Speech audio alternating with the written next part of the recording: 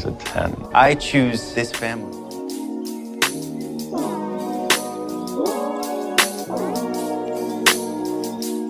Hey guys, welcome to episode 173 of 911 Lone Star Roundup. I'm one of your hosts, Grace, and with me are my lovely co-hosts, Katie and EJ. Hey guys. Hello. Today, we'll be talking about 911 Season 9, Episode 16, titled Where There's Smoke. And this was such an interesting episode, and I'm really excited to talk about it. So we're going to go straight into talking about it. We start with a little drop it in the action. We see the 118 being yelled at by all the people. They're like yelling they almost died, and Chim's trying to get them to calm down. They're yelling, and then people are like, they're throwing bottles, and they're cracking, like, they're trying to crack open the engine. And Chim tells them to take cover in the truck. And he's calling dispatch, asking for immediate backup. And Josh is like, what, another ladder company? And Chim's like, police, and lots of them. And lots of them. Yeah, And then it was wild. And like, of course, we've just been dropped in here. So we're like, what is going on? Yeah. How do we get here? And mirroring our thoughts a bit, we are flash forward to them being in front of a disciplinary panel, firefighter disciplinary panel. And they're like, this one guy's like, how did things go so wrong? And Chim's just saying he wish he knew, which, okay, at least we're all on the same page, I suppose. Right. Then we go back to 3 days prior, and they're cooking in the kitchen, and Harry's saying how it feels wrong. You know, just talking about how glaringly obvious that Buck is not there. And I think it was Eddie who said something about he's here in spirits and in pastry. I love that. He's just holding Typical. something. I'm like, yeah, that's Buck. And then we meet Sam, who is helping them out when Buck is on leave.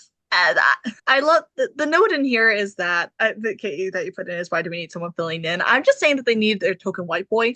Yeah, okay, this is like what everybody was saying, and I like this is what I'm like thinking behind this. Is I'm like, why do we need somebody filling in? Because literally when Hen was out, we had nobody filling the spot, and that was probably the time where it would have made more sense to have that. And I'm just like, so we put this guy in here for like what reason? It just like seeing this, and it was funny because when I saw the pictures before the episode aired, it was like everybody being like, who is this guy? Mhm. And it's just Yeah. like obviously it served a purpose in the episode, but like initially I'm just like, okay, why do we need a fill-in? Because we have like a full crew and Yeah. stuff. We have Eddie, we have Robbie, we have Hen, you know, we have Harry, and like we have a crew. We don't need to necessarily add somebody that's not like they were down like enough where it would be like, oh my god, we need another person. No, this was clearly, it was for a reason, Mhm. but it was just It was funny. there to muddy the waters a little bit. Yeah, I just like saying it's the token white boy because it just is funny. it's true. Mhm. And maybe I don't know, but yeah. So he's just, you know, he's a kid. I think he's also a probie. I think they said something, or he's like relatively new out of the academy.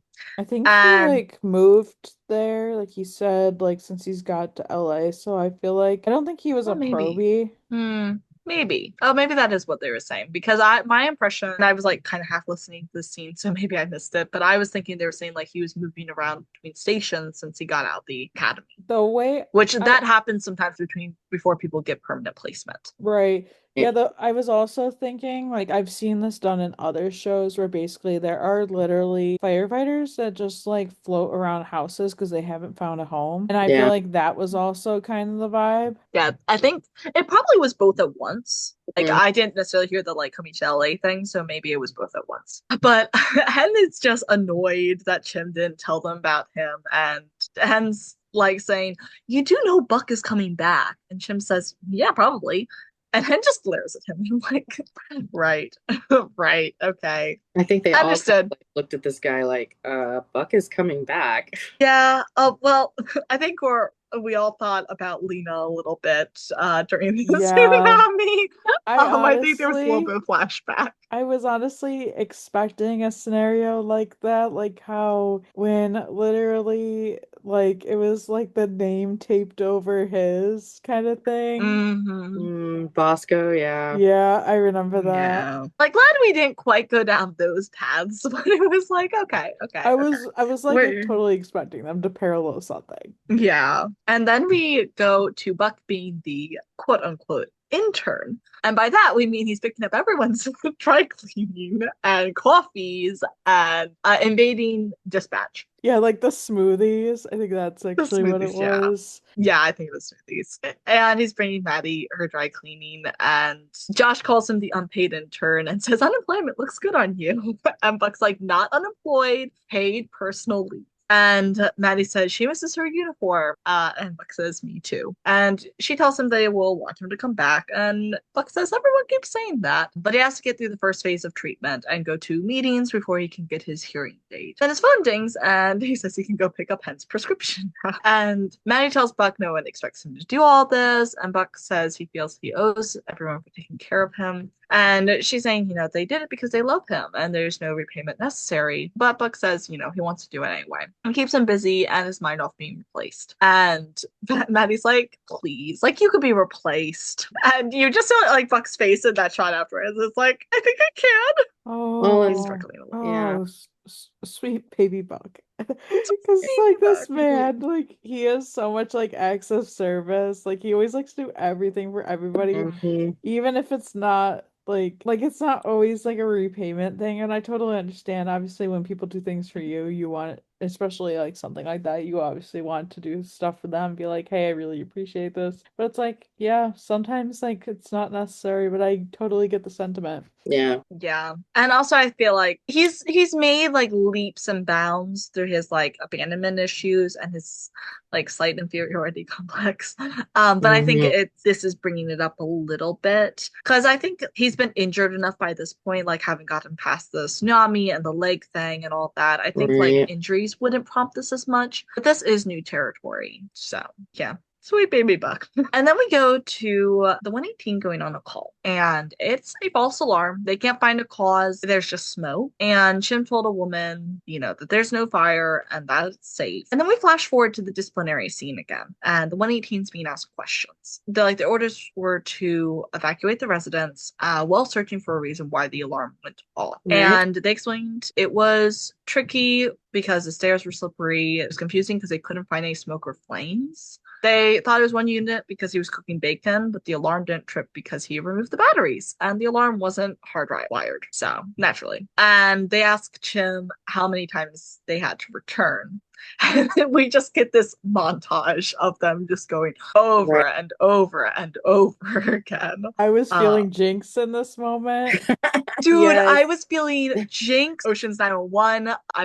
Guys, weren't we just saying that we wanted episodes with these feels? Yeah, I Again, think this is and we literally got it. just last week, and I was thinking about this earlier when I was like watching it again. I was like, oh my God, we were literally just saying this last week, and also like the mystery element of it, because I do feel, especially in that later scene, that it had like that solve mystery element that previous seasons have had, and they literally put in everything that I felt like I wanted in an episode recently in this episode, which I'm so glad they did, because in another episode it wouldn't have made sense. It wouldn't have made sense, but like the fact that we got this today, this is why I love so many things about this episode. Did it stress me out and piss me off at times? Yes, Absolutely, absolutely. I was so mad at some parts of this episode. I know, but like I was so engaged in this episode yeah. because this was so enjoyable. I was just like I was eating it up. I was slurping it down, like all the Yeah, same. things. Like I was just living for this. So I just find it so funny that we were literally just saying that this is what we wanted. I got it.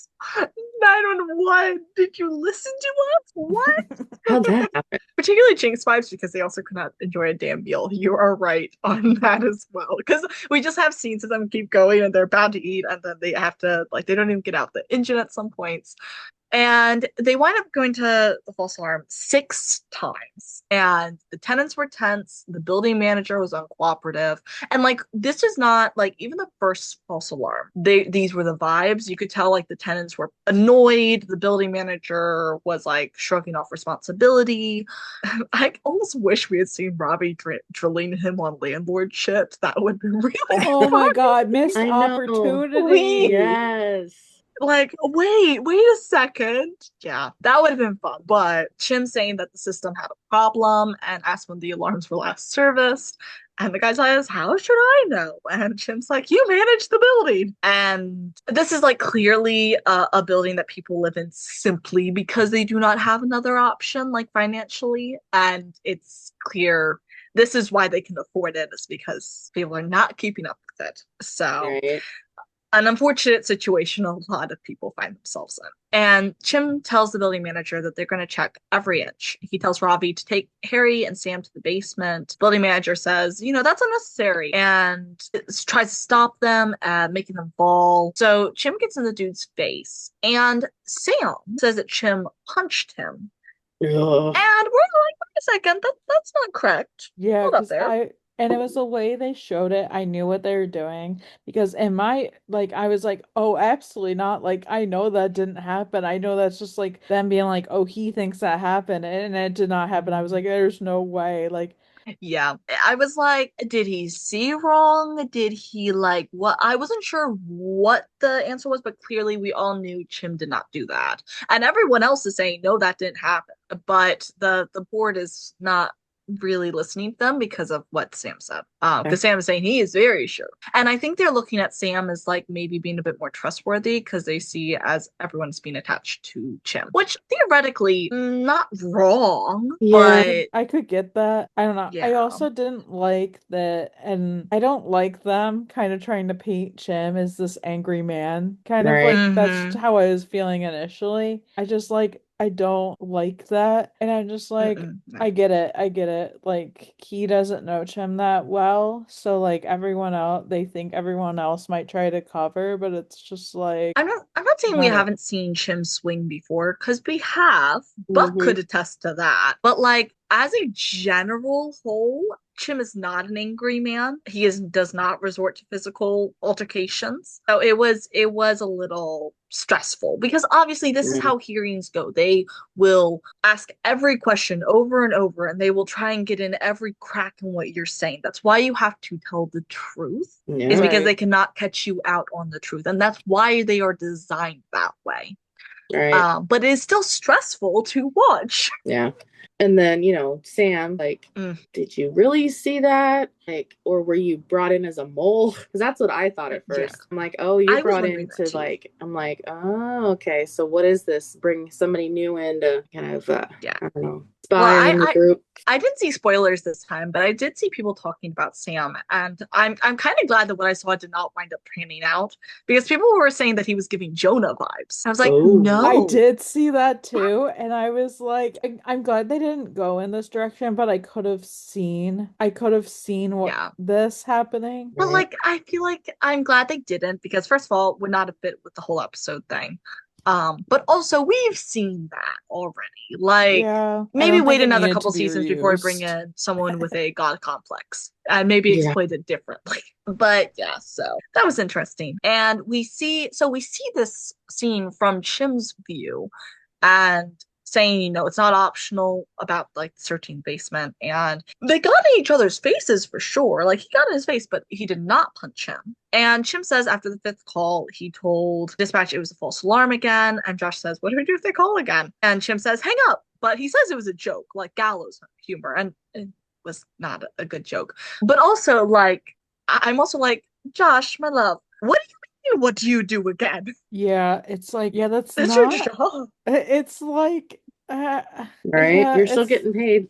yeah, like it's not a good thing to say all that. And it's also like when I was in college, I remember like people would set off the fire alarms mostly because they were smoking and it is the most annoying thing ever having to go outside at sometimes like 3 o'clock in the morning and stuff. And I'm just like, And it was so annoying because sometimes it would happen like 2 or 3 times in a day or in a night. And you're just like, are you kidding me? So like, but it's like good that people show it because like what if it had been something like serious? Right. It's drilled into us. At least it was drilled into me in my class, and I fully believe it. You can get a million false alarms. And we were talking about those frequent flyers, the people that call 911 for everything. And we were talking about those, and they were like, you never know when it's going to be the real thing.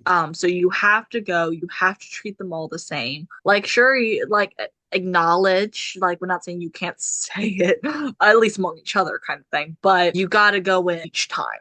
And it's true. So I know it's just a setup for the like ill joke and everything, but I was like, Josh, why would you just send the fire department again? And they handle it from there. Now at some point I would have been trying to be like, hey, can someone get us the number of the alarm company so we can call? I don't know if that's something they can do or something, but whatever.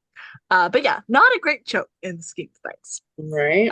But it was innocent. But the next one is the building on fire. And of course, the residents got mad and it was unsafe because they're like, you told us it wouldn't happen again. You keep coming out and it's like, well, what do you expect them to do? And we're not literal miracle workers. Yeah. So, but they had to get in the fire truck. And oh gosh, what pissed me off about this was them being like, well, why would like you're retreating from a scene? And I'm like, it is drilled into us that then the scene is unsafe, you retreat and wait for law enforcement to secure the scene. Yeah. If you can bring a victim with you, do, but those are like only if you can easily move the victim. Like, I'm just like, what do you mean? I understand they were trying to trip him up, but that pissed me off because I was like, what do you mean? That's literally, you would be upset if they stayed and got in fights or got hurt. Like, what do you mean? Right. Anyway, sorry, that pissed me off a little bit.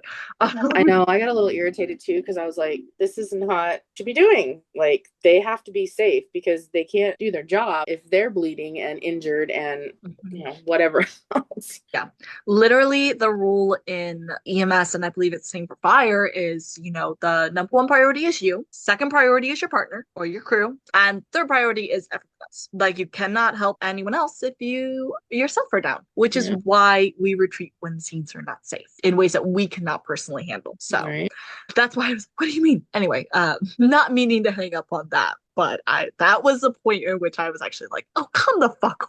Yeah. And so when they're in the fire truck, the building manager comes back and no one's paying attention to him except, the 118er seeing him. And he goes back inside the building and Chim's like, what the hell? And he tells everyone to stay in the truck and he gets out to go after him because he's trying to stop him because why are you going into a literally engulfed building? Right. And I asks Captain Han, if Captain Han is responsible for the guy being so burned and being third degree, fourth degree burns from Han. And Eddie's saying, how Chim carried him down 7 flights of stairs and that he was only alive because of Chim. And the guy says that, some days my job is hard too, and today is one of those days, but from everything he knows, Chim is an excellent firefighter paramedic and he has an exemplary service record. And he's looking at Chim and trying to figure out where it went wrong. And Chim says how it was just a bad day. And the guy is saying the concern is that his house has had a lot of bad days over the past year. There's a video of one of his men jumping off of a bridge. Pretty sure that was an arrest you scenario, but okay. Eddie. Exactly. Eddie. And an unauthorized field amputation. And that was Chim. A firefighter collapsing on a scene due to an undisclosed medical issue. And then another one on leave due to a substance issue. And we come full circle and it's Buck. So that's the core team. And he's saying, you have to see how this looks. And Chim's like, yes, sir. And they take a break and we'll come back in 20 minutes.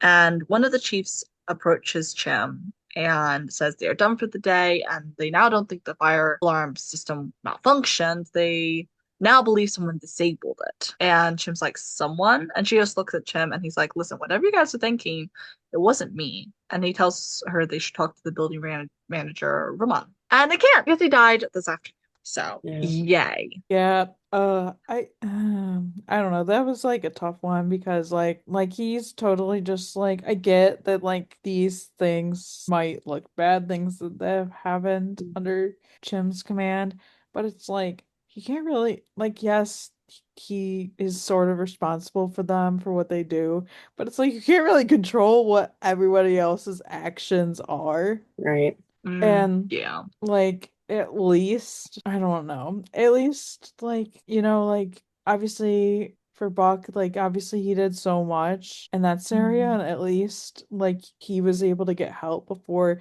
ended up being Yeah. like a bigger issue than it was. And Yeah. just like so many things happen, but these are like the things that like they see on paper that they're Right. like, oh wow, this makes you look like you're a terrible leader. But it's like, did you Well, actually look into like the reasons why these things happened? Like I get it from both sides, but I'm also just like it makes me like just watching the show, it makes me so mad. Yeah. I also I still don't think, understand why they brought up the bridge either. Like, what do yeah. that's Well, and I also feel like anything that happened when he was interim captain really shouldn't be counted because at that time he was just stepping in until a resolution was made. And I don't even think he'd taken the captain's exam or something. Correct me if I'm wrong. I don't remember. But had he taken it? I don't think he had when he was offered it and kind of stepped in as interim captain because he kept saying, like, well, I'm not going to get it and I'm not going to do. I don't But really remember when all that happened, but that yeah, sounds about right. Yeah, I would agree with that. It's been a long ninth season. yeah, I say that yeah, Yeah, lovingly because I've enjoyed this season, right. but it's Yeah, been a for sure. long ninth season. Yeah. even like it's funny because like I remember like things and stuff, but like it's even like things we talk about that people comment on they were like us talking about episodes seasons ago. They were like, "Oh, this," and I'm like, I don't even know what you're referring to because this is so long ago. Yeah. So next scene is Maddie and Hen whispering. We love to see it. And Chim walks in and asks Hen what she's doing there so early. And Hen says she stopped by to tell him to stop being an idiot. And Maddie's like, and with that, I'm off.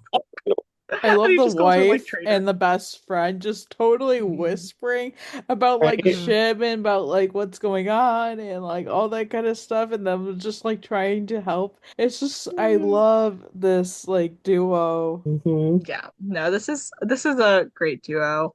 I love when we see Maddie and Hen team up. And Especially Hen against tells him. Yes.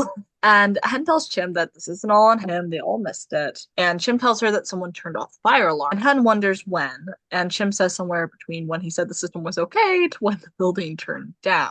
And Chim says that if she was going to follow that up with how could they think that, he tells Hen that she should know the panel expressed some concerns beyond what happened the day of the fire. And Hen asks what concerns, and Chim says his leadership skills, that they think he doesn't have any. And Hen's like, they're wrong, and that he's a damn good captain if they can't see that. And Chim's like, come on, Hen. He didn't get the job because he earned it. He got it because last guy died. And they felt sorry for him and they thought promoting from within would be a good look for the department. And Hen says that's why they're not going to fire Chim. And Chim's like, you're right, they won't fire me. They'll just do everything in their power to make sure Chim wins. To tell you the truth, I don't think it will take much. I'm like, okay. I don't necessarily know if I buy all this, but I get that that's probably what he was thinking in the moment and stuff. Like, it's always hard when things happen and you're just like, I actually doing things right and that kind of thing. And Mm. the line of like the last guy died is so painful to hear because Yeah. it's like here's the thing, if like Bobby was still alive, Chim wouldn't have been in this position and No. stuff. Like things would have just been because Chim would have never wanted to pursue Captain if like Bobby was still around. Hmm.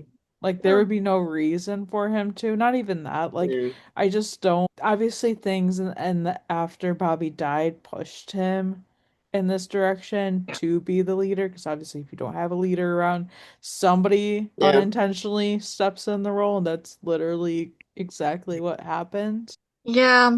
I wonder how much more we're gonna like dive into Chim's mindset because like he's carried this mindset like the entire time. We've talked about it bits and in increments, but like I don't know.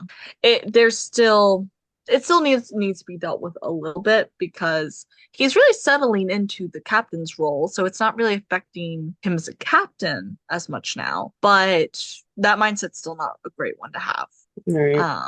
But I think it is really hard for him that like he did not work for it, especially when he did work so hard to become a paramedic to get in the fire department to begin with, and then he was handed the captaincy. Not saying he didn't deserve it, but he was handed it. And when you know enough of the like inner workings and the inner politics of the department enough to know part of why they did it, it's like, okay, right. This is not just based on my qualifications. Right. Even though he was. So yeah, I get where he's coming from. I just wonder like when we're gonna look at addressing it more. And not to sound like a broken record, but hey, therapy. Yeah, because this is also like Frank, where are you? Insecurity too. Yeah. I'm sure these are things that floated around in his head for a while. And I'm just like, I don't think these things are even true. I get it. I get it. You're working through like things come up and it makes you insecure or be like, wait, do I actually deserve this or what? Yeah. Yeah. And like Chim's always had a lot of insecurity, and like we kind of see that whenever he finally settles into whatever role he's in or whatever stage he is in life, something else happens. And that's just how life goes. You know, something else is always going to happen and push you out of your comfort zone. But we see how shaken up he gets every time this happens. Hell, look at his entire relationship with Maddie. Yeah. Like their relationship's a great example of that, but also like him growing as a firefighter and as a paramedic, and now as a captain over 9 seasons. He's leaps and bounds from season 1, Chim. Oh, yeah. Damn. And almost a decade's worth of both age, experience, and also finally getting some therapy and security. That'll do that to you, but like you can still see some parallels. Yeah. So well, and I think too, oftentimes when he was struggling, who would he go to? Bobby. Yeah. And Bobby would usually calm him down in some way and tell him, you know, he's listening to the wrong things in his head. And honestly, at one point during the hearing, and I can't remember, I think it was probably around this scene, I was like, just tell him, hello, we're all struggling with the fact that we just lost our captain. I think a lot of it stemmed from that. Like, I don't think he's not a bad captain. No. But I did think that as well. I think it maybe in this situation would not have made it better, because I think they would see that like, oh, it's like, they'll be like, oh, we understand like grief is hard, but a year out, like you guys should be functioning better. And a year is not long in the grand scheme of things, especially when it comes to grief. No. But they probably would raise concerns that like maybe the team's not ready, or maybe, you know, he's struggling enough in his grief that he's not able to lead the team or something. They'd probably be able to twist it away. And I'm not even trying to assign maliciousness to them, because I don't think the board was trying to be necessarily, as much as they pissed me off. I don't think they were trying to be malicious or anything. I just, again, they will go in any angle. Yeah. So, and I understand like safety on the street, safety of the team. That's a huge concern, and you should look at those things. But like, well, I think, yeah, it's an understandable reason they would not have taken it as a good one. So maybe it's for the best, but it's only been a year. So we're going to Athena's.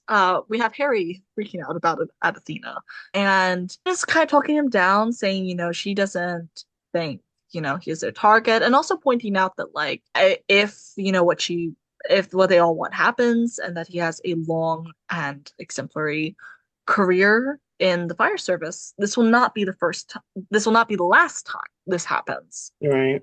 Because things go wrong. So I thought that was a wonderful, wonderful thing as well, just to point out, because that is a lesson you're gonna have to learn. Right. And also you get subpoenaed all the time for different cases. So leading into that, we are all at Buck's. We have Ravi, Eddie, Buck, and Hen. And Buck's saying, you know, chimney, and saying how he should have just quit. And Hen says that she would have to quit too. You know, they've all made mistakes under Chim's watch. Great self-awareness, by the way. Like that's true. You know, and Ravi wonders what happens if they push Cap out. And Eddie says, you know, they break up the team. They might get to keep their jobs, but they'd have to move to different houses. Which is a fear. Yes. And Buck doesn't understand, how he is one suspended, but in less trouble than the rest of them, which is a great point. What is the coincidence of that? Like, I feel like Buck is always the one that gets himself in trouble. This has been the thing for Yeah. seasons. Yeah. And Yeah. like, Being suspended kept him out of trouble this round. It's like, oh, Right. okay. Which then on the other hand, I can see where he's coming from though, because then it's like kind of that guilty feeling of like even survivor's guilt, but not like that to that extent. Because like he could be the only one that's coming back to the 118 because everyone else was moved, Or he might get crossed in fire out in the crossfire and moved anyway. Yeah. Like, that's a terrifying thought. I don't like the idea of that. The only time we like temporarily got that was in Lone Star when the 126 burned down before the rebuild, or Mhm. before the rebuild was able to happen. Yeah. And so they're all like in different houses and stuff. Yeah, I don't want that kind of scenario to happen. The 118, because oh Well, my God, that'd be terrible. considering we're having budget cuts, I don't imagine they will add another firehouse into the show. Yeah, that is a No. relief. And so Ravi's saying, no one does, like, no one understands how he's in less trouble, or how they're in so much trouble is probably more accurate. And Eddie says there was something up with that building, and they're wondering if the building manager was hiding something, which, like, y'all, yes. That's like the most clear Obviously. thing about this And entire I got thing. very suspicious about the dude the second he was yelling on the scene in the first Yeah. call they went to at this place. So I'm like, okay, Yeah. what is this dude hiding? He's obviously hiding something. Yeah. Like, at first I thought he was just like a defensive, shitty landlord, but the moment he said that he didn't want anyone in the basement, I was like, oh yeah, okay, no. Something's going on, yeah. Yeah, like he's hiding something. I'll be real, most of the episode I thought it was like a meth lab. Like I was thinking it was some sort of like drug lab or something along those Yeah, lines. honestly, yeah, like I was thinking similar things. Definitely didn't expect what it turned out to be. Yeah, for sure. Well, we'll get there. And Hen figures out when the tenant talked to someone, higher than William's boss, and I went that somewhere. They must have called 911. So the whole posse shows up at the call center to save Chim's job, and they wind up getting Maddie to help them, and they pull all the calls from the apartment's address, and they really don't get anything so far besides people not knowing that 311 exists, so they're misusing 911. And May and Harry bring them the building's blueprints before any changes or renovations. Yeah. Because they called up an old friend of Michael. Michael, I love it. I was like, yay, good job, May and Harry. Yeah. Made me miss the Michael David Bobby sleuthing bit. Yep. Yeah. For sure. But they decide to map out the calls, and they figure that something's connecting the calls, and because they're all taking place in the same general section, even if it's a bunch of the same, like, even if they're different floors, they're all in the same section of the building. So Buck got his thinking cap on, and he figures out air ventilation, and he asks Josh to pull up the ventilation plans for the whole building. And the units are connected again, not just by location, but by the air duct that runs through all of them. And Buck sees a room in the basement, and Eddie says it's a concrete wall. And Hen says, well, what if our answer is behind it? And somewhere in all of this, I had started wondering about a secret room. Yeah, me too. Yeah, and I was thinking about the basement because they were gonna go down to the basement earlier in the episode, and then that's when the building manager basically tripped them, making them like fall down, and that's when that whole debacle happened. Right. And I'm like, so did they end up actually going down there, or maybe they just did a quick sweep? Because obviously we saw later that like the behind it was like kind of covered, so unless you really were looking super thoroughly, you wouldn't have noticed it. Yeah, and they had no reason to be looking for that. That's true. So, well, yeah, and it's dark and there's smoke, and like, how would you know? Like when you're down there, like you're not looking for, like, if you see a wall, you're not thinking, oh, is this supposed to be here? I'm surprised Buck didn't come up with something like, well, back when I was recovering from my leg and being a inspector, like having hit that, a comment about that coming up. That's a good point. They've never referenced that, No, which they is so haven't. funny. I genuinely think they've forgotten. I was just about to say the same thing. Honestly, well, they come when we joke about the clipboard Buck, though. because that was kind of when the clipboard thing, I think, happened or started. That's like, all they ever used to reference is that. I was like, oh, this would have been a good spot for him to be like, well, when I was a fire inspector. Yeah, it was good. They missed an opportunity. And then we have Chim and G having a tea party, which I was love that. This was the absolutely cutest thing adorable. ever. And I know people were like seeing pictures of G like in obviously the princess outfit and stuff. And people were like, oh my God, I hope that's with Buck. I was actually glad it was between Chim and G because I think it was super cute. We don't always get like these kinds of scenes. We get father-daughter moment. We love it. I also kind of love how it just feels like the show keeps forgetting there's a second child. Because where's Nash? Yeah, I feel like it's probably mostly because they can only show him so much. Yeah. But like even when G was little, like we got a lot more. Maybe that was just because I was the first kid or anything. And there was also whole like storylines around Maddie and Chim and parenthood that were more emphasized. I think that's probably what it. it was. Yeah, that's probably it. But I'm still like, I would love to see some of the kid because I feel like we haven't really bonded with him any. Yeah. Other than, oh, he's just a kid. That is a child of someone that's here, but we have no connection to him. I don't know. Maybe they'll get more of that. I don't know. But anyway, this was so cute, and they're wearing tiaras, and Tim's got a boa. Like it was so the cute. song on his neck. It I was loved so it. cute. And then Sam is asking to come in, which I was like, Noopy knows her address how? A little bit. Right. And Chim says, are you sure it's safe? I hear I have a mean right hook. I loved him like being able to like just say this to him. Yeah. Yeah. He's not having to be captain right now. Yeah. And he says he can explain, and Chim says make it quick. And Sam says he thought he hit him, and he says that he's a people pleaser, and even if he doesn't agree, he agrees. And he felt like the board wanted him to say one thing, like after he had said the thing originally, like he felt like he had to stick by it, even though he was technically saying he was more sure than he was actually sure. And he didn't see him hit the guy. What he had seen was someone from a video from the scene say he did. And Sam says that he's going in tomorrow to revise his statement, and he outed himself as just being very impressionable. I'm like, okay, you're not a bad kid. You're just a little dumb. That's okay. I don't even think that necessarily makes you a people pleaser. I just think that makes you a follower. Yeah. Yes, very follower. And you know what? It's not even like this is unusual. This is, I forget what effect this is, but this is like, someone hears something and then they start thinking that it's fact, and then they relay it, and then it like becomes it's a fucking game of telephone. I was just about to be like the telephone effect. Right, it is. Yeah, like it's a game of telephone. Very easily influenced. Yeah, which like what that happens. You just have to realize it about yourself, and you just have to watch it for sure. And at least he, first of all, is being honest, and he's also willing. He's already made steps to go and revise what he said. Yeah. So he's just a little silly. So now we have the posse. They've left the dispatch center and they're going to the scene and getting like all behind the wall. I'm like, of course we're breaking and entering. I was thinking about this in the moment because I'm just like, so are they gonna like go in there? Just like I was totally expecting them to get like caught. I was like, guys, this does not look good for you. I'm just saying.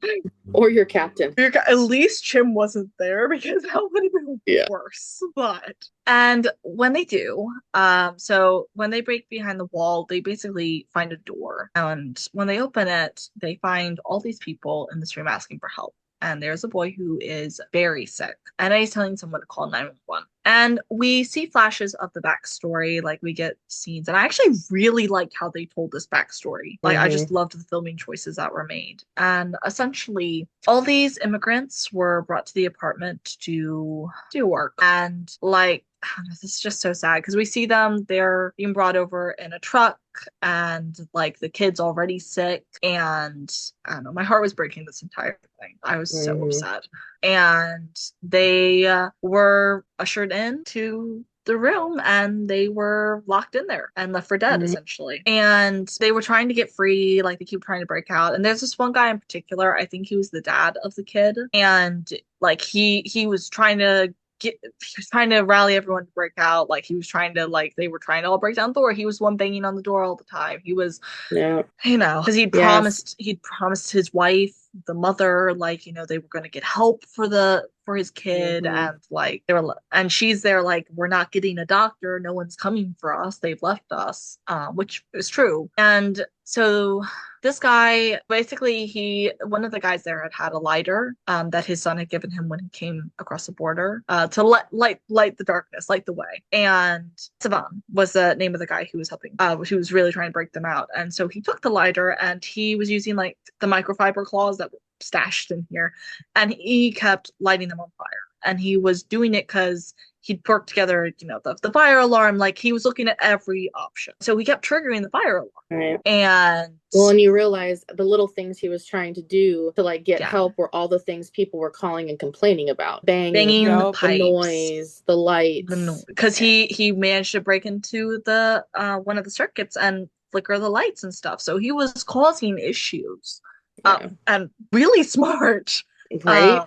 This guy was doing so much, and literally everything linked back to them. And so the last time it got out of control, the cloth really caught fire. It must have dropped and not extinguished, or they never showed whether the guy brought them back in and extinguished them or if they just burnt out or anything. They never showed that. But this one, it actually caught fire. Yeah. And I was so stressed out watching this because we're watching the smoke invade their room. It's a closed space, they all could have suffocated, but fortunately they didn't, but it definitely worked a number on them. And of course they still weren't safe until Buck, Eddie, Ravi, and Hen wound up finding them. So this whole scene made me so sad. This is really tough. And Chim gets to the scene, and by this point, LAFD's there, LAPD is there, everyone is there. And he asks what happens, and Buck says they were locked in a secret room in the basement. And Hen is on the phone, and she's saying 16 men and women, smoke inhalation, malnutrition, dehydration, and one male child with possible viral infection, signs of bronchitis. And Chim's like, smoke inhalation? And Hen's like, yeah. And Chim says the fire alarms, and Eddie says they were trying to signal for help. He was really shaken up. He was really shaken up by this, yeah. You can see all of them were, but he definitely was. Especially when he's carrying the kid out to the ambulance. I was like, oh my God. Yeah. Just a parent having to do that for any, and I know they say that kids calls are always the hardest, no matter what is the situation. I think it was also Esteban spoke some English, and we find this out when they're brought to the apartment originally, but no one else there does. So Eddie's also one of the only people that can speak to them. So I think probably having to be the translator as well, because relying on Esteban isn't necessarily the best method when he himself needs help. I think that probably also weighed on him a lot. So, and we're at the hospital, and the chief wants Chim stay to pass on the baton to LAPD. And Chim asks about the review board, and Chim says the chief is going to recommend the investigation be taken in a new direction. It's like, okay, good, we're on track now. And Ravi mentions what that means for them, and Chim says they go to work tomorrow. And Chim can't believe they did all this figuring out. They did all this, figuring out something was going on in the building and finding these people and saving them. And Hen says they weren't going to let them take Chim down. No matter what they think, Chim is still their captain. And Chim passes things off to Detective Hooks. I don't like this guy. This is the guy we met in the last episode, and I'm just like, I'm sketched out. Wait, that was him. I was not sure. I was like, he looks familiar, but I cannot remember if he was the one from the last episode. I don't like this guy. There's something wrong. He was fishy in that first episode we saw him, and now he's even more sketchier. It did not feel like he was the one that was supposed to be there either. No. I don't like anything about it. And so they ask what is going to happen to the immigrants. And the guy says, they'll be cleared medically and then put on a bus across the border. And they don't have evidence on the traffickers because most evidence was disposed in Roman's apartment, and IT doesn't have high hopes. And what's fucked up is when Roman was going into the apartments, he wasn't trying to save them. He was trying to get the evidence. Yeah. Which is why he was on the roof and not in the basement. Yep. So I just, that pissed me off. I fucking hate traffickers. of all kinds. And Eddie makes a comment saying, they came here with hope. Why don't you borrow some of theirs? He's ticked off, rightfully so. And the Yeah. guy's like, excuse me? And Hen clarifies, that he's saying that you don't have any evidence except for them. They don't know where they were going, but they know where they've been. Hen says they can help him, and he says, maybe we can help them. And then he makes this so suspicious call saying they have a real problem. I'm like, right. I'm just like, Right. what is going on? And like, so I'm assuming this is something that's gonna come up again, maybe, or maybe they're just gonna leave that there. I don't know.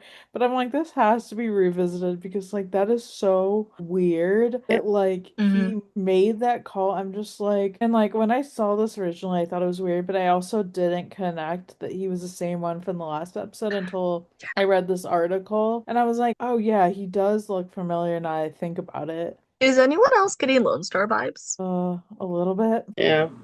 Because correct me if I'm wrong, because my memory of Lone Star is a lot dicier than I would like to admit.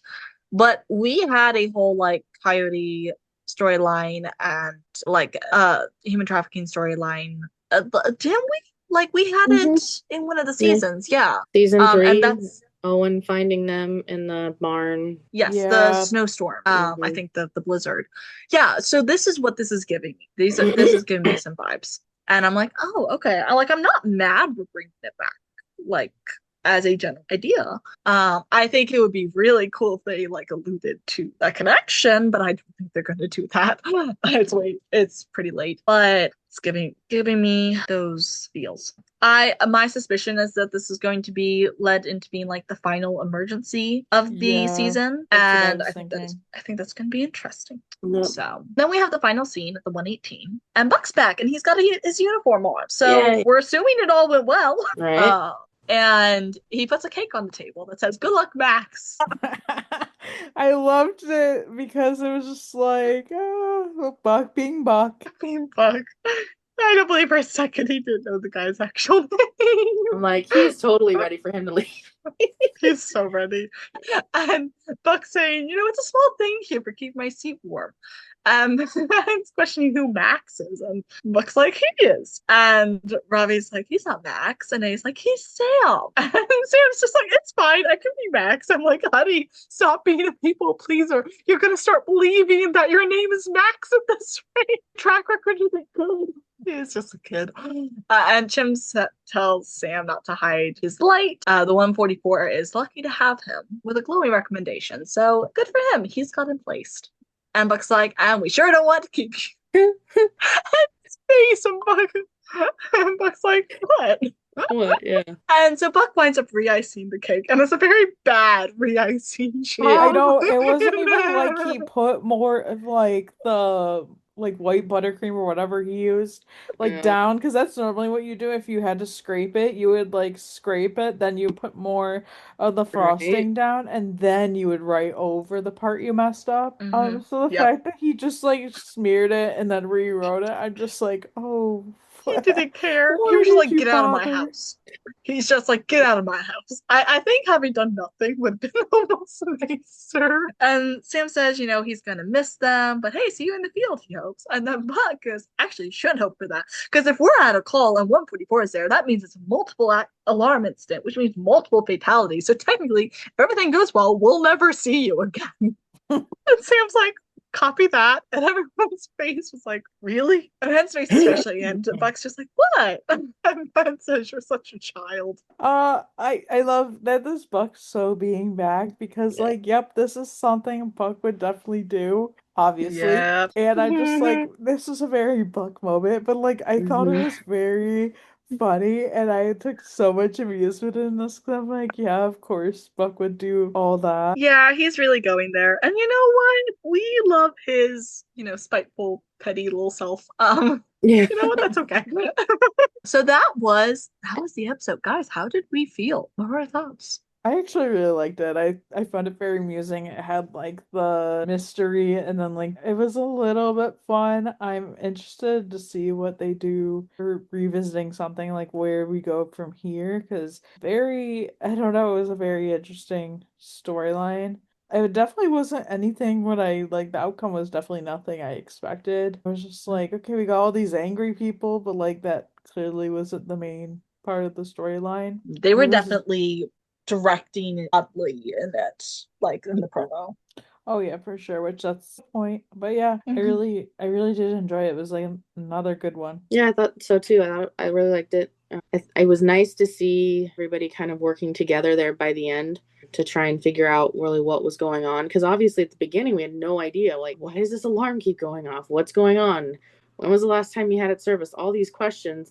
And then come to find out, like, and I remember there was that scene where, like, it was kind of a flashback of the people getting to the apartment and that woman, older woman, coming up to the landlord and being like, oh, are those new renters? And he's like, no, they're just some workers here to, help work on all the problems you guys keep telling me about. And I just, yeah, like, so then we see that and it's like, okay. And I like that eventually it came out that Chim wasn't, physically punching that guy. And I knew the guy was not going to survive after watching like the explosion, which was funny because when the explosion happened and he fell backwards, like he didn't look like he was marred at all. Then all of a sudden, like Chim's like laying him down and he's like covered in burns. I'm like, okay, they missed an opportunity with the CGI. But I get it. I won't give him too much of a hard time about it. But I caught that and I was like, he didn't get injured. How is that possible?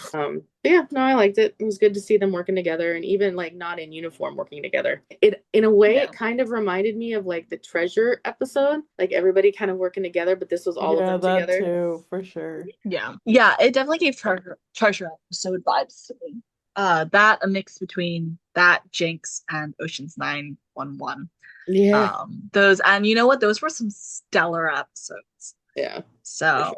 Yeah, I loved this episode. Like, I'm so energetic about it because, like, I was enthralled like the entire way. I really think they did a good job on it. I love the like seeds being planted for, well, at this point they're full grown weeds for the end of the season. But I definitely think we are alluding to other stuff that will be brought up through the end of the season, but also probably in season 10 as well. Like, I don't think Chim's insecurity issues are going to magically solved in what, 4 episodes? So no. 3, I guess. 2. 2? Do we only have 2 more episodes left? Dang. 17, okay, 18. well, clearly I know where we're at. But you guys keep track of all those minuscule details. I just show up. That's I clocked in for work. Anyway, so we in 2 episodes they're definitely not resolving those. So we're definitely laying groundwork for season 10 as well, and definitely excited about that.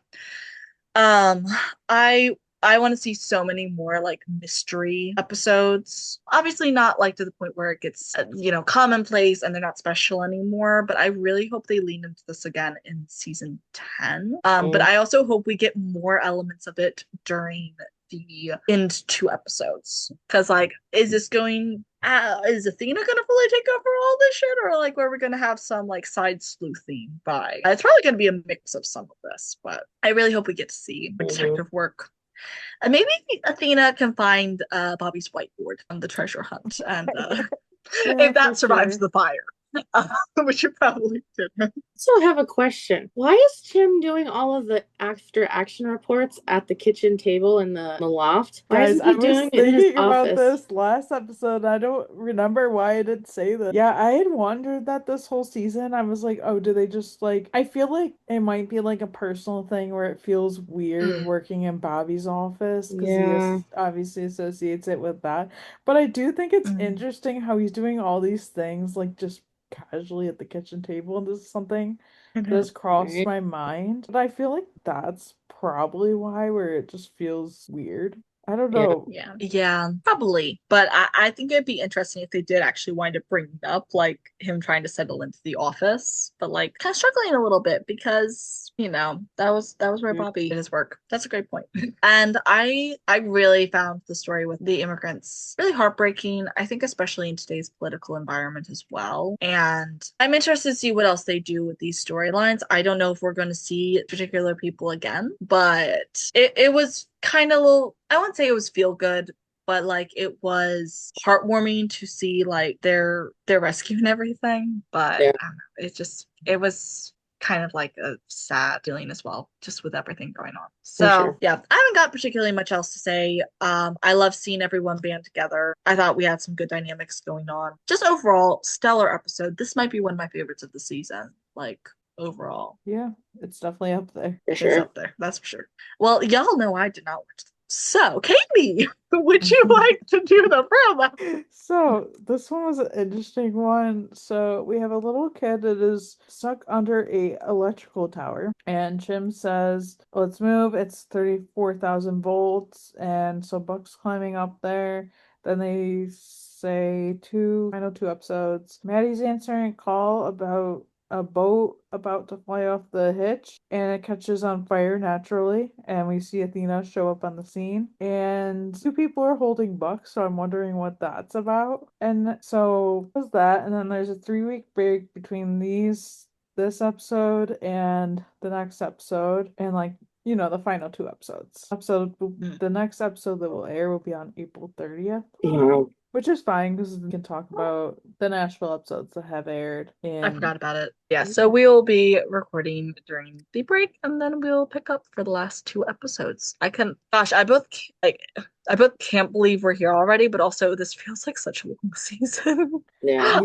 It's such a weird juxtaposition. It does a little bit because I'm just like, oh, it's gonna be like, oh man, it's over, because I think it's like gonna end like maybe a few weeks earlier than it normally would, but like I'm honestly not mad about that at all. It's Nah, for fine. sure. Well, and I almost wonder if ABC is kind of trying to navigate the show, just because even though this isn't the first season airing on ABC, with losing Bobby and just trying to navigate, because when 911 came in, they only had 18 episodes, and often like Grey's Anatomy and some of those other series would be like 22 to 24 episodes would be the final season. I know they've kind of dropped down over the last few years, but I just feel like it's kind of been navigating like the different landscape on a new network. I haven't seen a show get more than like 20 episodes in a few years. I think 18 has become pretty much the standard new number for most series. Yeah. I'm interested to see if that will be like still stay the standard, or if they're gonna have to cut it down more. I hope they don't. I feel like they can obviously like cut things in episodes to make it not so much, but I guess we'll see on that. All right, guys, thank you so much for joining us and listening. Be sure to subscribe to wherever you get your podcasts and check us out on YouTube. For more, visit 91lsroundup.com and follow us on socials at 91lsroundup. We're on Facebook, Twitter, Instagram, Threads, and TikTok. And of course, come join us on our Discord. The link's down below and also on our website. You guys can follow me, Katie, at For the Love Charlos on TikTok, Instagram, and Threads. You guys follow me, Grace, at RunRatha911 on Instagram and Threads. You can follow me, EJ, at EJ8302 on Instagram, Threads, and TikTok. See you next time. Bye. Bye.